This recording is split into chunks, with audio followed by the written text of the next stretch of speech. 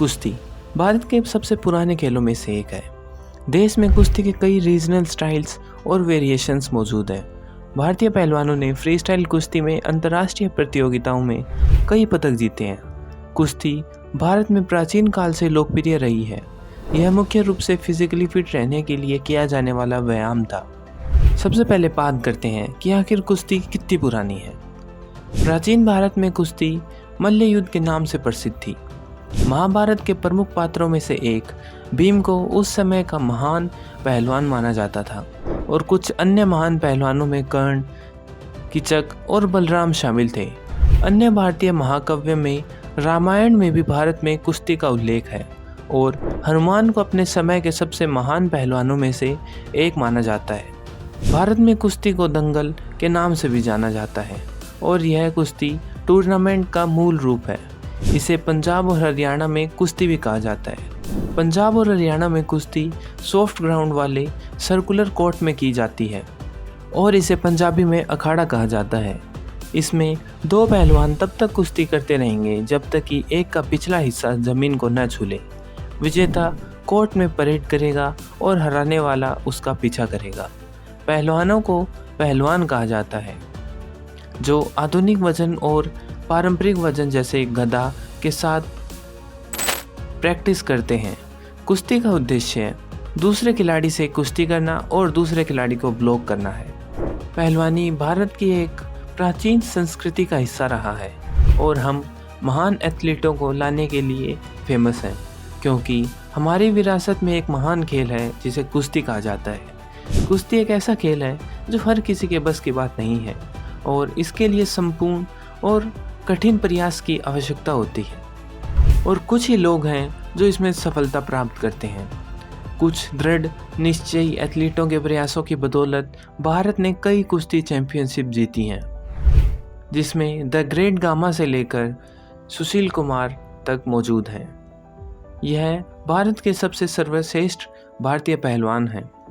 इन नामों में अपनी अविश्वसनीय ताकत से न केवल पदक जीते हैं बल्कि भारत को एक गौरवशाली देश भी बनाया है। तो आइए नज़र डालते हैं ऐसे ही कुछ बेहतरीन पहलवानों पर, जिसमें नंबर 1 पर आते हैं सुशील कुमार। सुशील कुमार का जन्म 26 मई 1983 को हुआ था। यह एक पूर्व भारतीय पहलवान है। उन्होंने 2012 लंदन ओलंपिक के उद्घाटन समारोह में भारतीय ध्वज फहराया था। उनका 2008 का ओलंपिक पदक कुश्ती में भारत के लिए दूसरा और 1952 में समर ओलंपिक में खसबा दादा साहेब जादव के कांस्य पदक के बाद पहला था।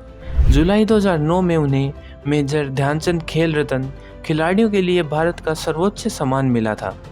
सुशील ने 2014 राष्ट्रमंडल खेलों में 74 किलोग्राम वर्ग में स्वर्ण पदक जीता था। सुशील ने 2018 राष्ट्रमंडल खेलों में 74 किलोग्राम वर्ग में भी स्वर्ण पदक जीता था, जो कि वाकई एक प्राउड करने वाली बात है। इसमें नंबर 2 पर आते हैं गीता फोगाट, जिन्हें आप दंगल मूवी से तो जानते ही होंगे। इनका जन्म 15 दिसंबर 1988 को हुआ था।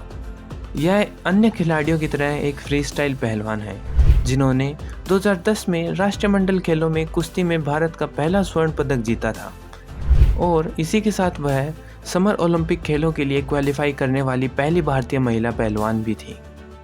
नंबर 3 पर आते हैं बजरंग पूनिया, जिनका जन्म 26 फरवरी 1994 को हुआ था। यह एक भारतीय फ्री स्टाइल पहलवान है जो कि 65 किलोग्राम वर्ग में खेलते हैं। 2020 टोक्यो ओलंपिक में पूनिया ने कजाकिस्तान के खिलाड़ी को 8-0 के अंतर से हराकर ब्रॉन्ज मेडल जीता था, जो कि वाकई एक बड़ा नंबर है।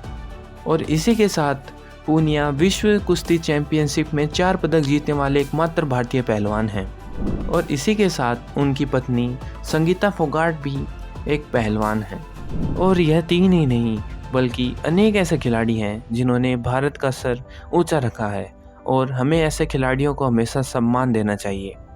अगर आपको हमारा वीडियो अच्छा लगा तो इस वीडियो को लाइक, शेयर और हमारे चैनल को सब्सक्राइब ज़रूर करें।